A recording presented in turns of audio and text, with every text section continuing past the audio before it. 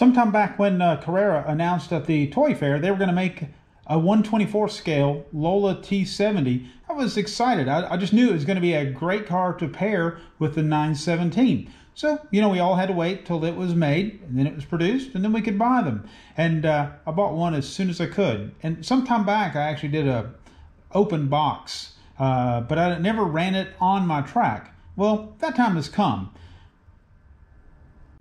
I still think it's a really great looking car.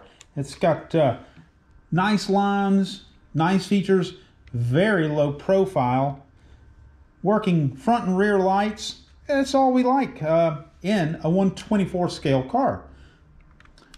The underside is your typical Carrera fare with the drop guide on the front. It's going to have a magnet here, and a magnet there.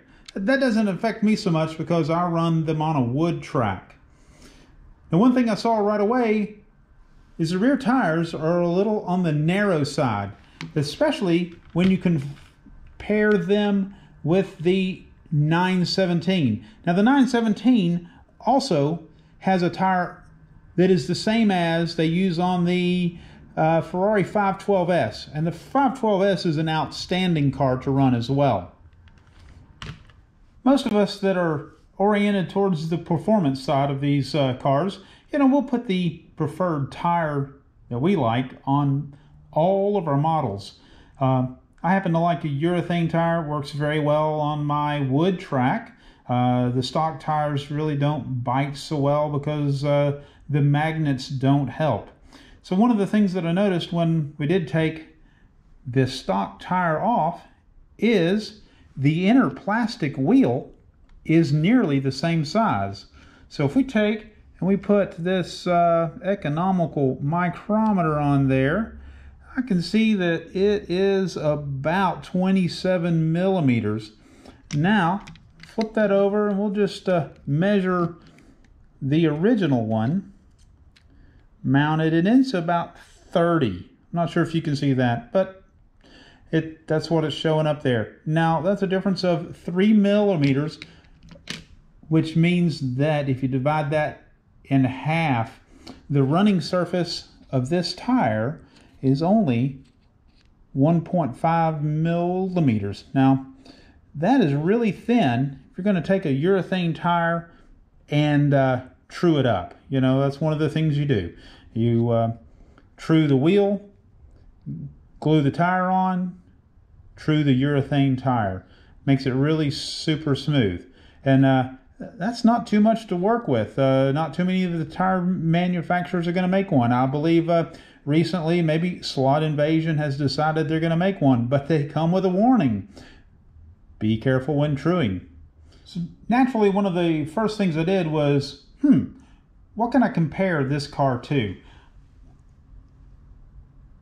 One of them was the 917 I had a little before, and as I had pointed out, the 917 has really wide tires, and I was kind of measuring, and just a shortcut, it is too wide. It is too wide to put this axle into the Lola. But what did look like it's going to work is the one from the Ferrari 330. Had this car for quite a while. I enjoy the way it runs, so I thought, well, let's measure that. Once again, we'll just take our little caliper here, check that, get an approximation, and then slip it on there, and look, lo and behold, it is about the same size. So that means it'll fit within the wheel arches. We'll do a quick check of the tire width. Pretty darn close. What's that say there?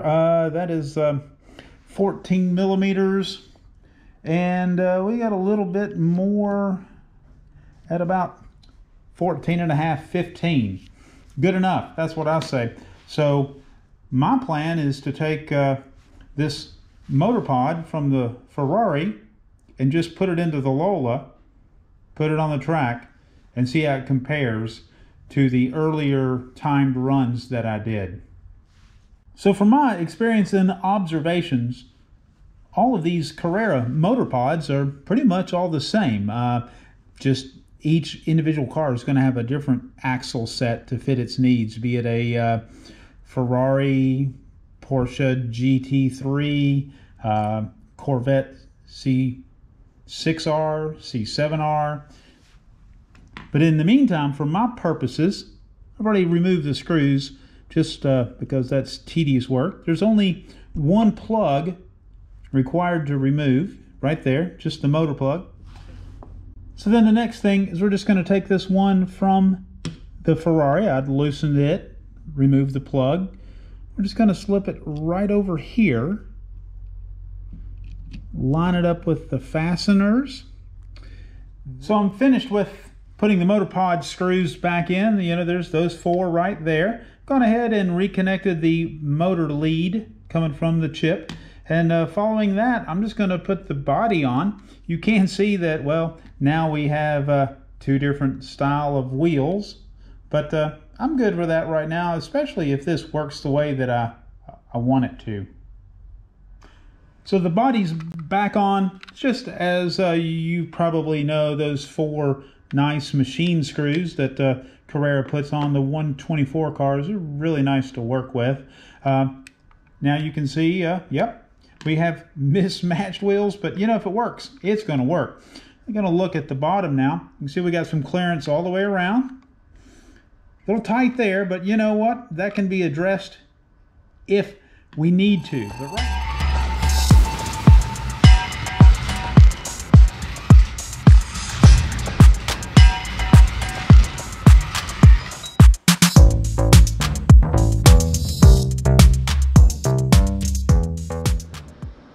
Alright, so I'm going to consider this experiment a success. Took a wheel set from the Ferrari 330 P4, swapped it into the Lola T70, and I improved my lap times by about a second a lap. Now, you know, that's going to be a lot due to switching to urethanes, but you're going to be able to switch to a better urethane that fits the Ferrari than one that is currently available for the Lola. And the fact that that Lola wheel is so large, this running surface of the tire is only going to be at the most 1.5 millimeters. That's really thin. It's going to really imprint through any inconsistencies in the plastic wheel. So, for just replacing the axle, putting on some Paul gauge tires, I gained a second per lap. The car runs great. I now like this car a lot.